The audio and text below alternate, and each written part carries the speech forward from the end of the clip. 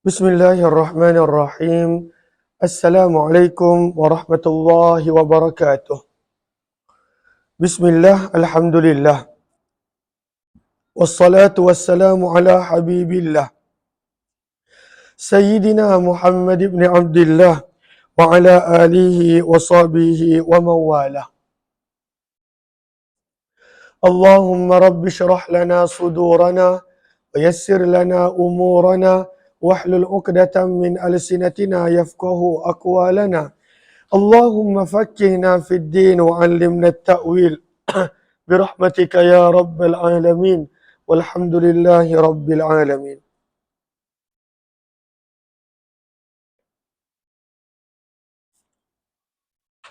Alhamdulillah summa alhamdulillah.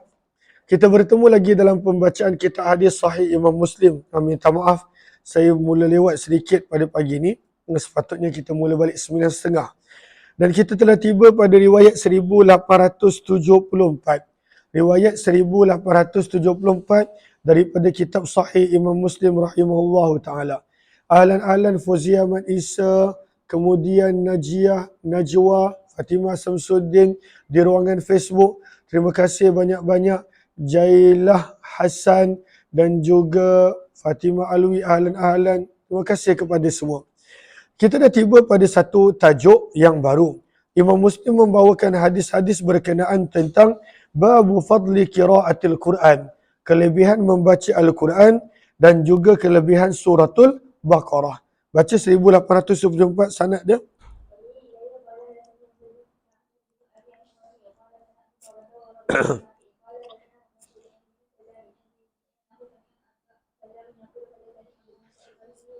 Abu Umamah Al-Bahili, sahabat Nabi radhiyallahu anhu telah berkata, aku telah mendengar Nabi SAW bersabda, Iqra'ul Quran, bacalah kamu akan Al-Quran. Amin ya rabbal alamin. Terima kasih banyak-banyak yang beri gift, terima kasih banyak-banyak. Maka sabda Nabi SAW, bacalah kamu akan Quran. Fa innahu ya'ti, kerana sesungguhnya Al-Quran akan datang yaumal qiyamah, pada hari kiamat, syafi'an li ashabih, memberi syafaat kepada orang yang membacanya. Syafi' memberi maksud pemberi syafaat, memberi maksud penolong, ataupun dalam bahasa mudah kita akan menjadi peguam bagi orang yang membacanya. Dia akan mempertahankan orang yang membacanya. Sabda Nabi SAW lagi, Iqra'uz Zahrawaini, bacalah kamu dua yang bercahaya, dua yang terang benderang. Apakah dua surah yang terang benderang? Sabda Nabi SAW, Al-Baqarah wa surah Ali Imran. Nabi suruh membaca surah Al-Baqarah dan surah Ali Imran. Fa innahuma, sabda Nabi SAW, sesungguhnya suratul Baqarah dan Ali Imran, ya'tiyani, keduanya akan datang bersama pada hari kiamat. Ka'annahuma ghamamatani au ka'annahuma ghayayatani, seolah-olah kedua-duanya pada waktu itu adalah umpama awan. Maka apakah al-ghamamah dan al-ghayayah? Pada baris yang ketiga daripada bawah, kullu syai'in adalla al-insan fawqa ra'sih min sahabah wa ghairih, maka ianya dipanggil ghayayah dan ghamamah. Ghayayah dan juga ghamamah. Maka sabda Nabi, kedua-dua surah ini akan datang umpama awan, yang mana pada waktu itu akan melindungi pembaca dia. Ataupun Nabi berikan perumpamaan, au ka'annahuman, seolah-olah kedua surah ini, firqan, dua kumpulan burung, sawaf yang berbaris, tuhajan, maka kedua surah ini akan berhujjah bagi pihak orang yang membaca dia. Maka kedua surah ini akan mempertahankan orang yang membacanya di hadapan Allah Subhanahu wa taala. Sabda Nabi SAW, Iqra'u suratul Baqarah, bacalah kamu surah Al-Baqarah. Fa inna ahad akhdaha barakah, kerana barang siapa yang membaca suratul Baqarah akan beroleh keberkatan. Wa tarkaha hasrah, dan orang yang meninggalkan suratul Baqarah akan mendapat penyesalan. Wala yastati'uha al-batalah, dan tidak boleh pada waktu itu mengganggunya akan sebarang sihir. Al-batalah, kata Muawiyah, balaghani annal batalah as-saharah. Maksudnya sebab itu orang yang sihir dan sebagainya tidak akan mampu dan boleh bagi seseorang yang sentiasa membaca suratul Baqarah. Riwayat seterusnya 1875 lebih kurang sama, baca sampai habis.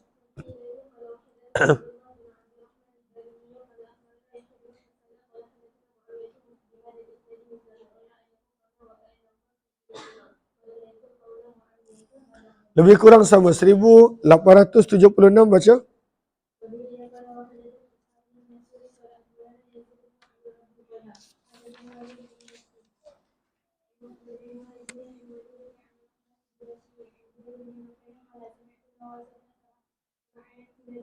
Sekejap.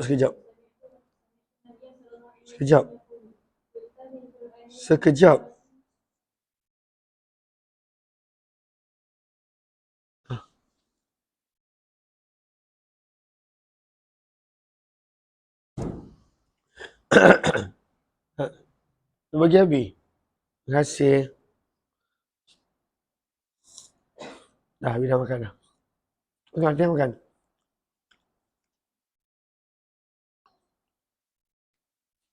Tengok lain. Tengok je, Abi. Tengok.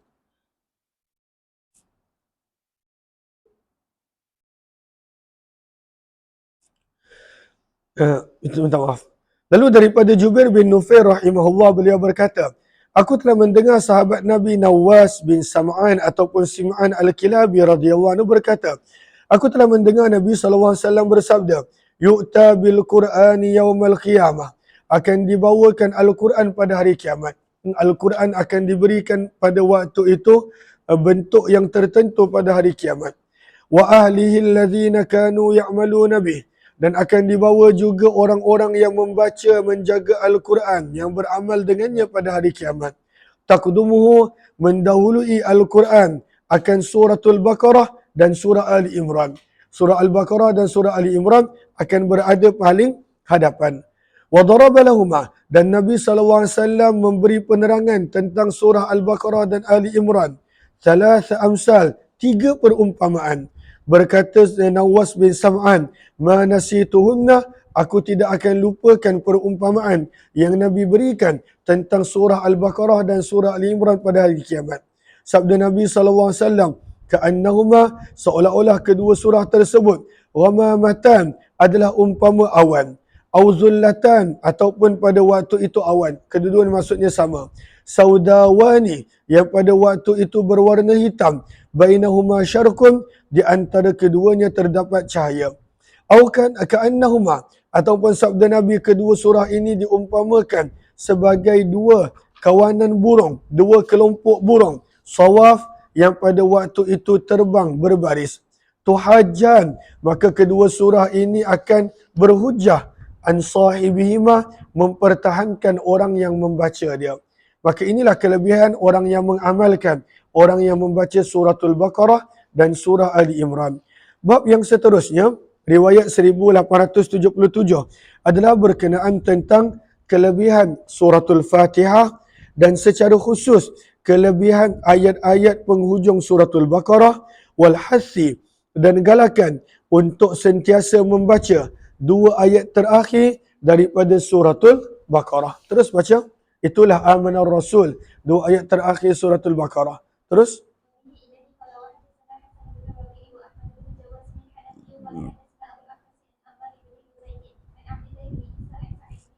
daripada Sa'id bin Jubair rahimahullah, daripada sahabat Nabi Abdullah bin Abbas radhiyallahu taala anhuma, qala, berkata Abdullah bin Abbas, baina Jibril qa'idun indan Nabi, sedang Jibril duduk bersama dengan Nabi SAW.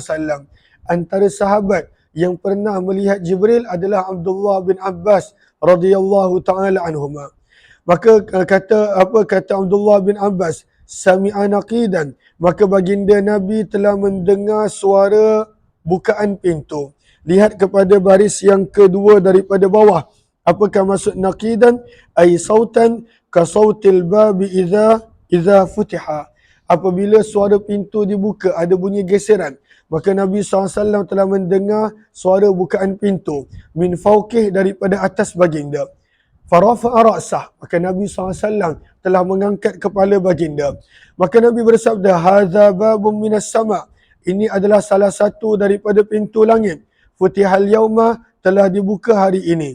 Lam yuftah qattu illa al-yawm, pintu ini tidak pernah dibuka kecuali pada hari ini. Fanazala minhu malak, maka turunlah daripada itu satu malaikat.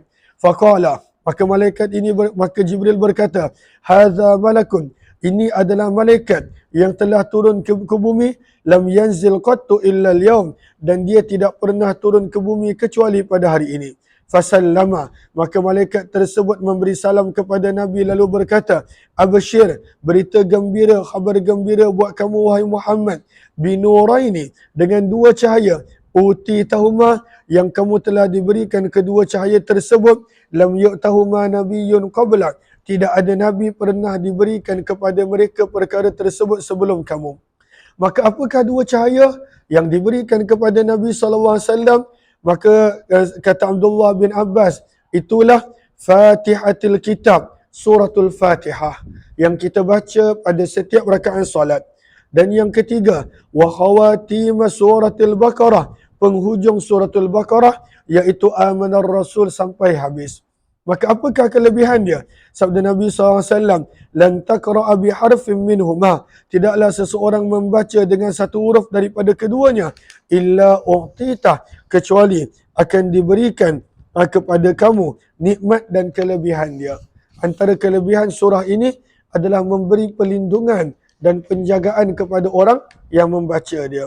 Maka sebab itu antara sunnah sebelum daripada tidur adalah membaca penghujung suratul Baqarah, Amanar Rasul. Dan kita dah dengar bahawa suratul Baqarah adalah penghalang daripada sihir dan perkara yang tak elok. 1878 baca.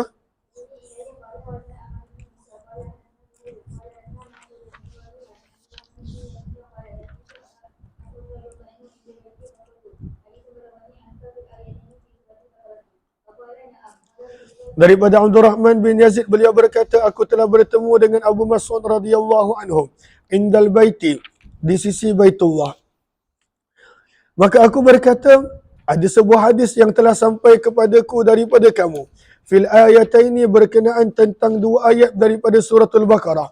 Maka Abu Mas'ud menjawab, na'am, bahkan Nabi SAW telah bersabda, al ayatani, ada dua ayat, min akhir suratul Baqarah, daripada penghujung suratul Baqarah, man qara'ahuma, barang siapa membaca keduanya dengan istiqamah. Dalam hadis, antara waktu untuk membacanya adalah sebelum daripada tidur.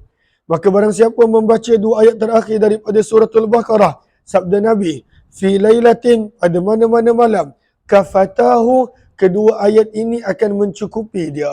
Apakah maksud kafatahu? Maka pada baris yang terakhir, kafatahu min qiyamil lail. Maka dua ayat ini, pahala dia besar, maka mencukupi kalaulah sekiranya dia tidak terjaga dan bangun pada waktu malam. Dua surah ini mencukupi amalan dan pahalanya. Yang kedua, wakila minasyaitan, dua ayat ini akan mencukupi dengan penjagaan daripada syaitan mengganggu dia. Wakila minal afat, dan ada mengatakan daripada bencana dan musibah. Dua ayat ini akan menjaga dia daripada sebarang bencana dan musibah. Dan juga kata Imam Nawawi, wayahtamilu minal jami', dan mungkin pada waktu itu boleh untuk kesemua maksud di atas. 1879 baca sampai habis, lebih kurang sama riwayat dia.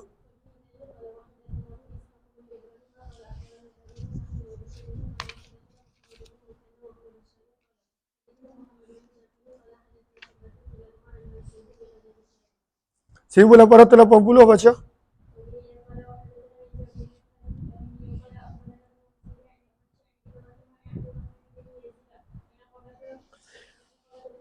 Daripada Abu Mas'ud Al-Ansari radhiyallahu anhu, beliau berkata, qala Rasulullah, Nabi SAW telah bersabda, man qara'a hayatainil ayataini min akhir suratil Baqarah fi lailatin, sabda Nabi, barang siapa membaca dua ayat daripada penghujung suratul Baqarah pada waktu malam, kafatahu, kedua ayat ini akan mencukupi baginya daripada bencana dan musibah. Kita dah baca tadi, daripada gangguan syaitan, daripada pada waktu itu, kalaulah dia tak bangun solat malam, maka pada waktu itu pahalanya sangat besar, mencukupi akan pahala solat malam. Terus berkata Abdul Rahman, lalu aku telah bertemu dengan Abu Mas'ud sedang beliau bertawaf di Baitullah. Fas'altu, aku telah bertanya dengan dia, fahaddatsani bih, maka beliau telah meriwayatkan kepadaku daripada Nabi sallallahu alaihi wasallam. Maka wa huwa yatufu bil baiti, daripada sini kita belajar kalaulah sedang tawaf maka pada waktu itu boleh berkata-kata. Cuma perkataan yang sia-sia maka pada waktu itu akan mengurangkan pahala. Namun berkata-kata sewaktu tawaf tidaklah membatalkan tawaf.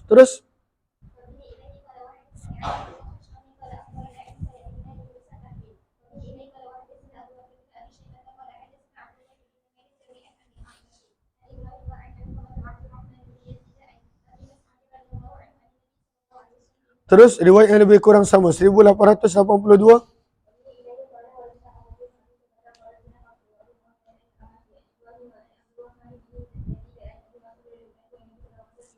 Riwayat yang lebih kurang sama. Bab yang seterusnya, Imam Muslim tidaklah seperti Sunan Tirmizi yang pada waktu itu membawa banyak hadis-hadis berkenaan tentang kelebihan surah.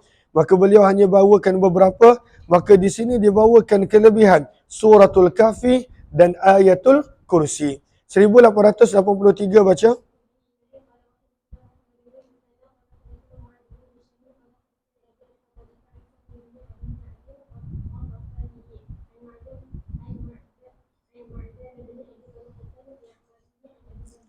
Daripada sahabat Nabi Abu Darda radhiyallahu taala sesungguhnya Nabi SAW telah bersabda, man hafizah, barang siapa yang menghafal. Barang siapa yang menghafal. Maka lihat pada baris yang pertama, pada penghujung baris yang pertama, faman tadabbaraha, maka barang siapa yang menghayati makna-makna yang ada pada 10 ayat pertama. Dalam riwayat yang lain menyebut 10 ayat terakhir. Tadabbaraha, menghayati maknanya, mengambil pengajaran daripada maknanya. Kata Imam Nawawi, lam yuftatan, maka pada waktu itu tidak akan diuji dengan fitnah Dajjal. Maka maksud daripada hafizah di sini, Imam Nawawi ambil maksud tadabbara. Barang siapa yang menghayati, mengambil pengajaran daripada makna dan erti 10 ayat awal dan 10 ayat terakhir, akan terselamat daripada fitnah Dajjal. Lalu maksudnya bukanlah sekadar menghafal. Selain daripada menghafal, dia pada waktu itu mengamalkan isi kandungan dan makna pada ayat tersebut. Terus?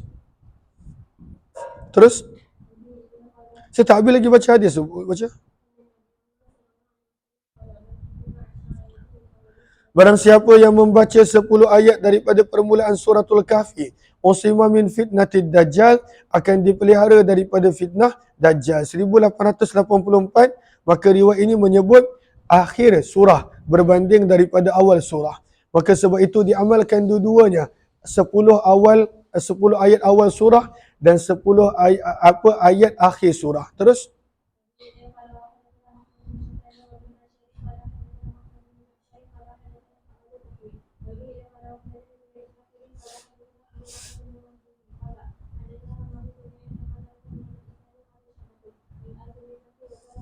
maka Syu'bah meriwayatkan dengan riwayat 10, ya. Kenapa? Kenapa Atiyah? Syu'bah meriwayatkan dengan 10 ayat daripada penghujung suratul Kahfi. Sementara Hammam pula meriwayatkan dengan riwayat 10 ayat daripada permulaan suratul Kahfi. Maka sebab itu diambil kedua-duanya. 10 ayat pertama dan 10 ayat terakhir dibaca, dihafal dan juga dihayati dan diamalkan akan maknanya. Riwayat berikut berkenaan tentang kelebihan surah dengan ayatul kursi. 1885, baca.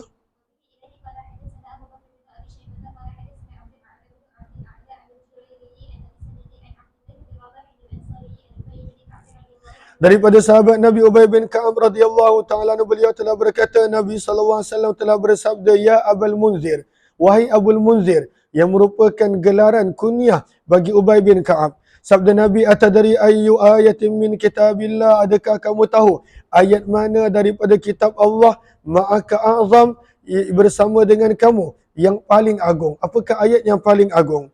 Maka pada awalnya Ubay bin Ka'ab dia tidak mahu jawab kerana menghormati Nabi. Maka dia berkata Allah dan Rasulnya lebih mengetahui. Maka Nabi bertanya lagi, ya Abul Munzir, wahai Abul Munzir, kunyah bagi Ubay bin Ka'ab, atadri ayu ayatin min kitabillahi ma'aka a'zam, adakah kamu tahu ayat mana yang paling agung daripada kitab Allah yang ada bersama dengan kamu? Maka pada waktu itu Ubay bin Ka'ab berkata, Allahu la ilaha illa huwal hayyul qayyum. Itulah ayatul kursi. Ayat yang paling agung di dalam Al-Quran adalah ayatul kursi. Maka Nabi SAW telah memukul dadaku dan bersabda, liyahnikal ilmu Abul Munzir. Semoga ilmu membahagiakan kamu, wahai Abul Munzir. Maka daripada sini pada baris yang keempat kata Imam Nawawi, fihi manqabatun azimatun li Ubay. Ini menunjukkan kedudukan yang tinggi yang dimiliki oleh Ubay bin Ka'ab. Ala kasrat wa dalil ala kasrati ilmih, dan dalil bahawa betapa banyaknya ilmu yang beliau ada tentang Al-Quran sehingga Nabi SAW pada waktu itu telah memuji ilmu yang dia ada. Maka daripada sini juga kita tahu kenapa Umar bin Khattab waktu dia menjadi khalifah, dia lantik Ubay bin Ka'ab untuk menjadi imam bagi solat tarawih sepanjang tahun. Kerana ilmu dia yang banyak berkenaan tentang Al-Quran. Walaupun daripada sudut bahasa, daripada sudut suara, banyak lagi sahabat-sahabat yang suara sedap seperti Abu Musa al-Ash'ari dan sebagainya. Maka daripada perbuatan Umar bin Khattab dan juga Nabi SAW melantik Abu Bakar sebagai imam, nak menunjukkan kepada kita pandangan dalam mazhab Syafi'i, al-afqah, seseorang yang mahir dalam ilmu berkenaan tentang salat dan bacaan Al-Quran adalah lebih diutamakan berbanding daripada seseorang yang pada waktu itu mempunyai kemahiran suara namun tidaklah mempunyai ilmu yang sama berkenaan tentang fiqh solat dan sebagainya. Terus 1886 berkenaan tentang kelebihan suratul Ikhlas, Qul huwallahu ahad. Terus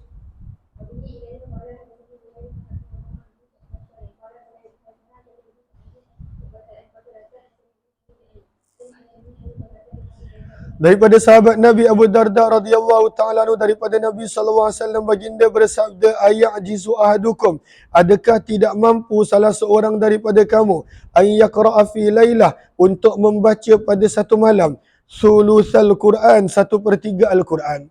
Nabi kata, ada tak sesiapa yang boleh baca 1/3 Al-Quran? Maka para sahabat berkata, wa kaifa, dan bagaimanakah cara untuk kami membaca 1/3 Al-Quran?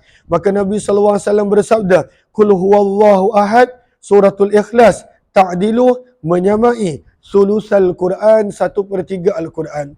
Apakah maksud suratul Ikhlas menyamai 1/3 Al-Quran? Lihat kata-kata Imam Nawawi pada baris yang kedua daripada bawah. Kata Imam Nawawi rahimahullahu ta'ala, maksud yang pertama, maknahu annal Qur'an ala salasati anha. Ada 3 topik utama di dalam Al-Quran.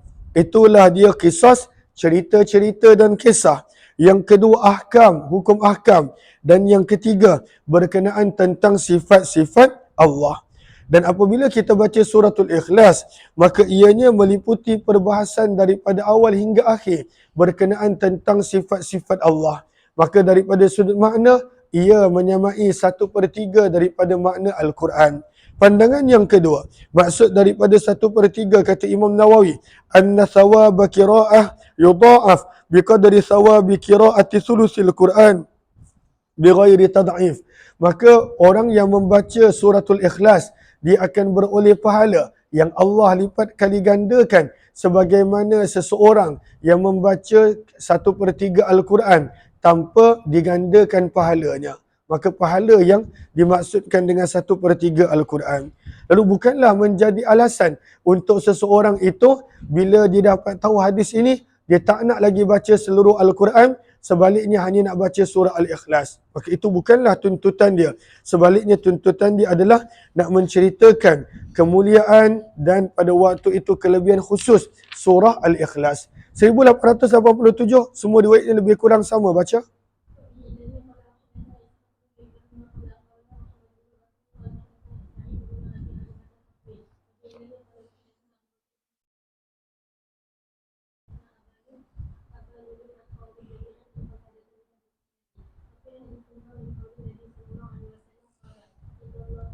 Innallaha jazza'al Qur'ana, sesungguhnya Allah telah membahagikan Al-Quran kepada 3 bahagian. Dan ini yang maksud juga dengan 3 makna tadi. 3 makna dalam Al-Quran ada topik cerita dan kisah, ada topik hukum ahkam dan ada topik tentang sifat-sifat Allah. Faja'ala, maka Allah telah menjadikan Qul Huwallahu Ahad sebagai salah satu bahagian daripada bahagian-bahagian Al-Quran. Dan ada juga pada waktu itu memecahkan kepada lebih banyak topik daripada 3 topik utama yang ada dalam surah dalam Al-Quran. 1888 baca.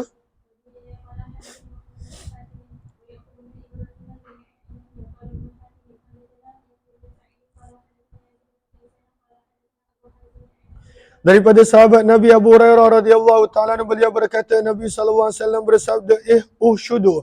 Sabda Nabi berkumpul semua. Nabi suruh para sahabat berkumpul.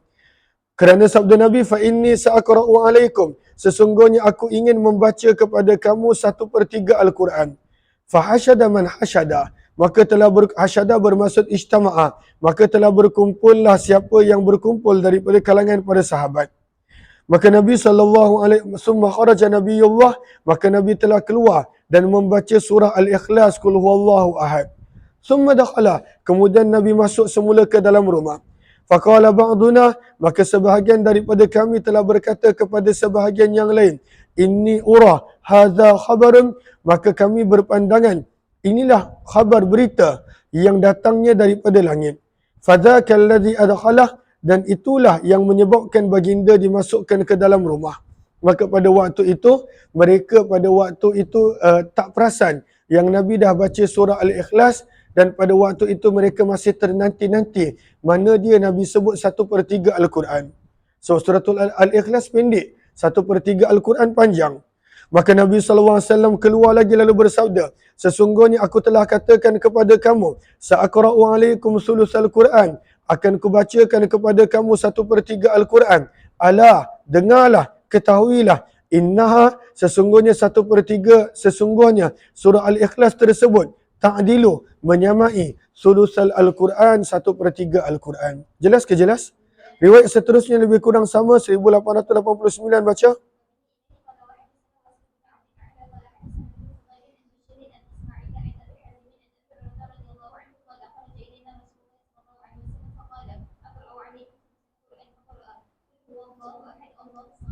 Hatta khatamaha, Nabi baca surah Al-Ikhlas sampai habis dan Nabi sebut aku akan bacakan kepada kamu 1/3 Al-Quran. 1890 baca. Hadis ini menceritakan tentang orang yang setiap kali dalam solat bila jadi imam, dia mesti tutup bacaan dia dengan surah Al-Ikhlas. Maka ada orang telah mengadu kepada Nabi SAW, maka apakah jawapan Nabi? Terus. Terima kasih banyak-banyak Ana, jazakillah khairah. Terima kasih banyak-banyak. Terus.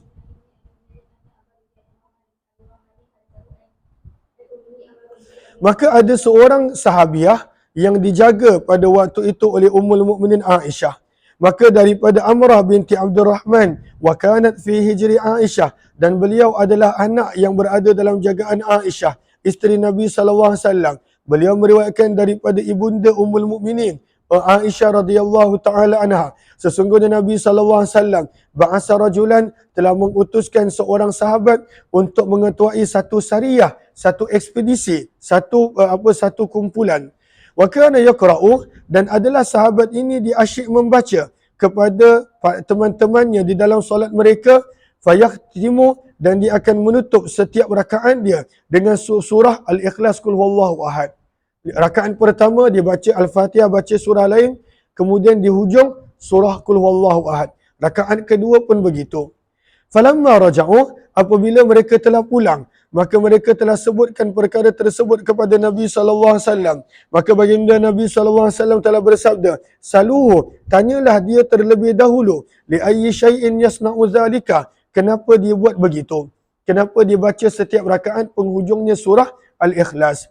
Maka mereka telah bertanya kepada sahabat tersebut, maka dia telah berkata, li'annaha, kerana surah Al-Ikhlas ada menceritakan tentang sifat-sifat Allah yang Maha Pengasih. Fa'ana uhibbu, maka kata sahabat ini, aku suka untuk membaca surah Al-Ikhlas pada setiap rakaat. Maka Nabi SAW bersabda, akhbiru, maklumkanlah kepada sahabat tersebut, annallaha yuhibbuh, sesungguhnya Allah mencintai dia. Maka daripada hadis ini kita belajar kelebihan orang yang membaca surah Al-Ikhlas pada setiap rakaat solat dia, maka pada waktu itu Allah mencintai orang tersebut.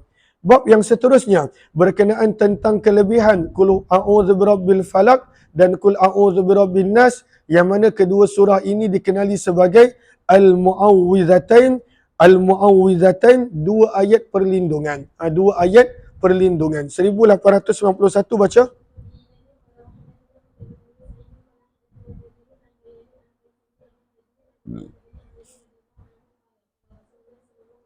Maka Nabi SAW telah bersabda, alam tara, tidakkah kamu melihat, ayatin, ada beberapa ayat, unzilatil lailata, yang telah diturunkan pada malam ini, lam yara mislahun qattu, ataupun lam yura misluhun, ataupun lam nara, yang mana kami tidak pernah melihat seumpamanya sekalipun. Maka apakah dua surah tersebut? Itulah Al-Falaq dan juga An-Nas. Qul a'udzu birabbil falaq dan Qul a'udzu birabbin nas. 1892 baca.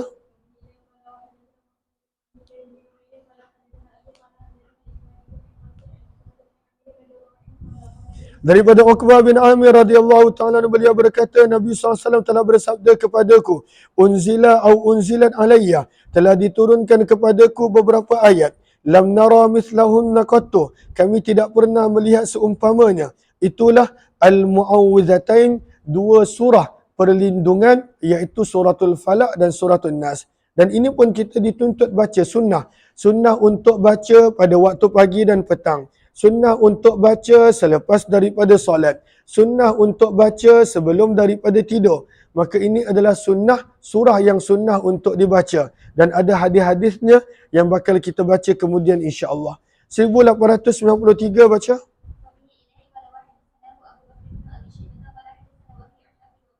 Baca sampai habis.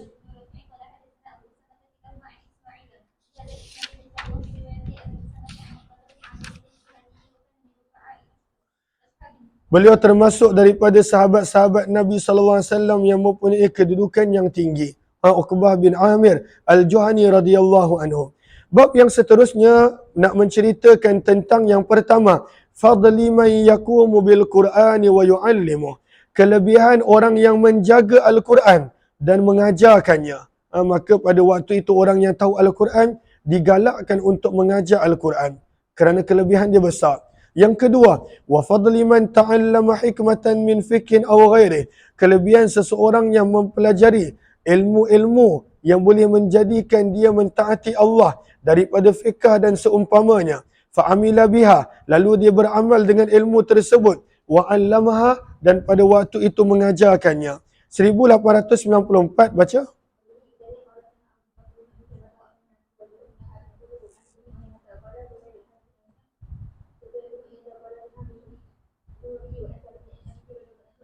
Daripada Abdullah bin Umar radhiyallahu taala anhuma, daripada Nabi sallallahu alaihi wasallam baginda bersabda, la hasada, tidak boleh berhasad dengki. Tapi di sini bukan maksud hasad-hasad yang dilarang tu. Maksud hasad di sini kata Imam Nawawi pada baris yang pertama, hasad ada dua. Satu hasad yang memberi maksud tak elok. Maka apakah hasad yang hakiki? Maksudnya adalah pada waktu itu tamanna zawalin ni'mati an sahibiha. Menginginkan hilangnya nikmat daripada pemilik nikmat, itu hasad. Orang tersebut kaya, kita nak dia jadi miskin, itu hasad. Orang tersebut ada ilmu, kita nak pada waktu itu ilmu dia hilang, maka itu hasad. Orang tersebut ada kedudukan, kita nakkan kedudukan dia hilang, itu hasad. Orang tersebut ada kemasyhuran, kita nakkan kemasyhuran dia hilang, itu hasad. Apa-apa keinginan untuk hilangnya nikmat daripada seseorang pemilik itu, pemilik nikmat, maka itu adalah hasad. Sama ada dia nak nikmat itu ataupun tak nak, maka itu adalah hasad. Maka tamanna zawalin ni'mati an sahibiha, maka itu adalah hasad. Dan itu yang tak dimaksudkan dalam hadis ini. Lalu yang dimaksudkan dalam hadis ini adalah ghibtah. Ghibtah bermaksud menginginkan sesuatu yang dimiliki oleh orang lain. Dan ghibtah adalah boleh, adalah harus. Sebab itu kata Imam Nawawi. Dan yang kedua, hasad daripada sudut makna majazi adalah ghibtah. Maka apakah ghibtah? An yatamanna mithla ni'mati allati ala ghairihi min ghairi zawaliha an sahibiha. Menginginkan nikmat yang ada pada orang lain tanpa mengharapkan nikmat itu hilang daripadanya. Dan ini boleh. Orang tu ada kereta, kita pun nak kereta. Orang tu ada rumah, kita pun nak ada rumah. Orang tersebut ada keluarga, kita pun nak ada keluarga. Orang tersebut ada ilmu, kita pun nak ada ilmu. Orang tersebut ada kedudukan, kita pun nak ada kedudukan. Maka ghibtah menginginkan sesuatu yang ada pada orang lain tanpa langsung ada niat untuk menghilangkan nikmat itu daripada orang tersebut, maka itu adalah ghibtah. Kata Imam Nawawi, fa in kanat min umuri dunya, menginginkan sesuatu yang dimiliki oleh orang lain daripada sudut dunia, maka itu adalah harus. Tapi tak boleh ada niat untuk menghilangkan nikmat tersebut. Wa in kanat ta'ah, dan sekiranya menginginkan sesuatu perkara yang berkaitan dengan ketaatan, maka ianya adalah sunnah. Dan itulah yang dimaksudkan dalam hadis ini, sabda Nabi SAW tidak boleh tidak digalakkan untuk menginginkan sesuatu kecuali hanya pada dua perkara. Apakah dua perkara yang kita kena ada keinginan? Yang pertama, rajulun ataullahul Quran, seseorang yang Allah berikan kepadanya ilmu Al-Quran, fahuwa yakumu bihi, maka orang tersebut mengamalkannya, menjaganya. Yakumu pada baris yang terakhir, minta maaf, yakumu memberi maksud pada waktu itu mengamalkannya. Maka dia pada waktu itu mengamalkannya siang dan malam. Wa rajulun atahullahu malan, dan seseorang yang Allah kurniakan kepadanya harta, fahuwa yunfiquh, lalu dia terus menerus membelanjakan hartanya siang dan malam. Maka daripada sini kita belajar bahawa harus dan boleh kalaulah seseorang itu menginginkan untuk menjadi kaya, kaya yang pemurah dengan sedekah dan pemberian. Sebab Nabi sebut, tidak boleh untuk menginginkan sesuatu kecuali dua perkara. Inginkan ilmu, Al-Quran supaya boleh baca Al-Quran siang dan malam, dan inginkan pada waktu itu harta kekayaan supaya boleh sedekah dan memberi. Maka daripada sini juga menunjukkan boleh dan harus untuk menjadi kaya berserta dengan kaya yang bersedekah, dan pada waktu itu kaya yang berterusan infak dan sebagainya. Dan sebab itu para sahabat radhiyallahu taala anhum pada waktu itu kebanyakan mereka adalah kaya. Kaya yang tercela adalah kaya yang pada waktu itu menjadikan manusia tersebut lupa akan Allah. Dan sebenarnya untuk lupa akan Allah bukan kaya sahaja tercela. Miskin pun pada waktu itu tercela. Sabda Nabi SAW dalam sepotong hadis, badiru bil a'mali sab'ah, bersegeralah melakukan amalan sebelum datangnya 7 perkara. Dan antara 7 perkara yang menjadikan manusia itu lupa Allah, antaranya adalah sabda Nabi pada perkara yang pertama, faqran munsia, kefakiran, kemiskinan yang menjadikan manusia itu lupa Allah, lupa untuk beramal. Maka sebenarnya setiap situasi adalah sama, kaya ataupun miskin adalah sama, kalaulah ianya boleh mendekatkan kepada Allah, terpuji. Dan kalaulah ianya menjauhkan daripada Allah, tercela, hatta miskin sekalipun. Dan daripada sini juga kita faham bahawa semua ayat-ayat yang mencela tentang kekayaan dalam Al-Quran bukanlah secara umum, namun pada waktu itu mencela kekayaan yang menjadikan manusia itu lupa, jauh daripada Allah Subhanahu Wa Taala. Terus 1895 baca sampai habis.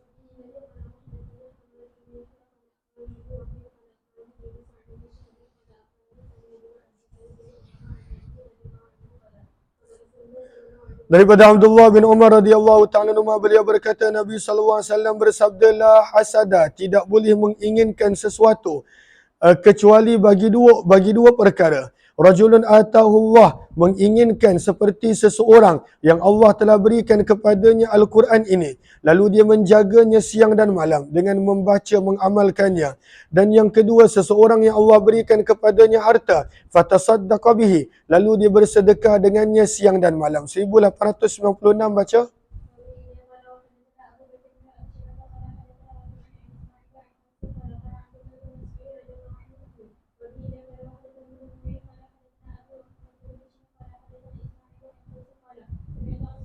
Abdullah bin Mas'ud radhiyallahu taala anhu telah berkata, Nabi SAW telah bersabda, la hasada, tidak boleh ada hasad, tidak boleh ada menginginkan sesuatu kecuali pada dua perkara. Rajulun atahu Allahu malan, seseorang yang Allah berikan kepadanya harta, fasallatahu ala halakatihi, dan dia membelanjakannya. Taslitu alal halak, apakah maksud dia? Kata Imam Nawawi pada baris yang kedua daripada bawah, ai infaquhu fit ta'at, lalu dia membelanjakannya fil haq, pada perkara-perkara ketaatan. Wa rajulun atahu Allahu hikmah, dan seseorang yang Allah kurniakan kepadanya hikmah. Hikmah lagi umum daripada Al-Quran, itulah ilmu agama dan sebagainya. Maka pada waktu itu fahuwa yaqdi biha, lalu dia beramal dengannya dan mengajarkannya. Sebab itu pada baris yang terakhir maksud yaqdi biha ay ya'malu biha wa yu'allimuha, dan mengajarkannya. Maka daripada sini kita belajar tuntutan untuk pada waktu itu menginginkan sesuatu semuanya adalah sia-sia kecuali menginginkan ilmu yang boleh diamalkan dan menginginkan harta yang boleh disedekahkan. 1897 baca. Maka ini menceritakan, hadis ini menceritakan bagaimana ada seorang bekas hamba. Hamba pada zaman berkasta sebelum Islam adalah kasta yang paling rendah sebelum Islam, hamba. Maka pada zaman Umar bin Khattab menjadi khalifah, hamba ini telah diberikan jawatan salah satu menteri di Mekah, satu jawatan yang tinggi. Maka Umar bin Khattab tanya kenapa? Maka diberitahu kerana orang ini adalah orang yang paling mahir pada kitab Allah daripada kalangan penduduk tersebut. Maka Umar bin Khattab pun membaca hadis Nabi SAW. Ini kelebihan Al-Quran. Terus baca.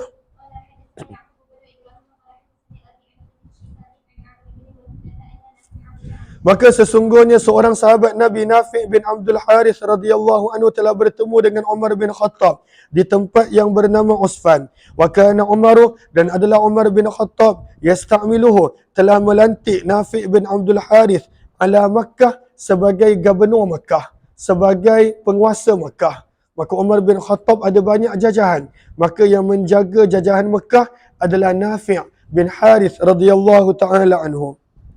Faqala, maka Umar bin Khattab bertanya, man ista'mal ta'ala ahli wadi, siapakah yang kamu telah lantik menjadi menteri menguruskan penduduk-penduduk lembah? Maksudnya siapakah yang telah diberikan portfolio sekian-sekian? Maka pada waktu itu berkata Nafi' bin Abdul Haris ibnu Abza. Maka Umar bin Khattab tak pernah mendengar namanya. Maka beliau bertanya, siapakah Ibnu Abza? Maka berkata Nafi' bin Harith, maula min mawalina, salah seorang daripada hamba yang telah kami merdekakan.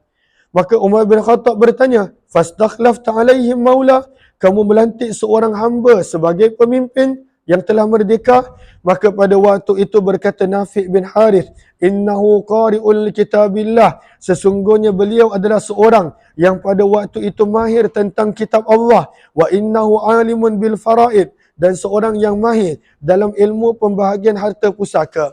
Maka Umar bin Khattab berkata, ama inna nabiyakum, adapun sesungguhnya Nabi kamu SAW, sesungguhnya telah bersabda, innallaha yarfa'u bihadzal kitabi aqwama, sesungguhnya Allah memuliakan dengan sebab Al-Quran ini banyak golongan. Banyak golongan menjadi mulia disebabkan Al-Quran. Wa yada'u bihi akharin, dan Allah menghinakan juga dengan sebab Al-Quran ini banyak orang. Terutamanya orang yang mengabaikan hak Al-Quran, orang yang pada waktu itu mensia-siakan akan Al-Quran, maka Allah akan menghina mereka. 1898 baca.